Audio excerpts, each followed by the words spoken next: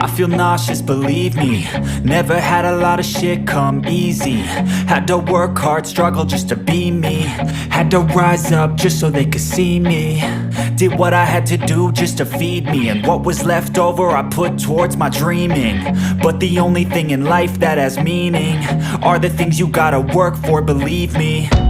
Take into your hands a plan. Your own hands can land your own brand. And damn, I feel like no one takes accountability. They want the credibility, convincingly unwilling to put in the fucking hours it takes to get some power. Don't be fucking sour, take a cold shower. Scream until you're louder, work until you're prouder. And fuck all the doubters, they're just fucking downers. I swear to God they all let me down.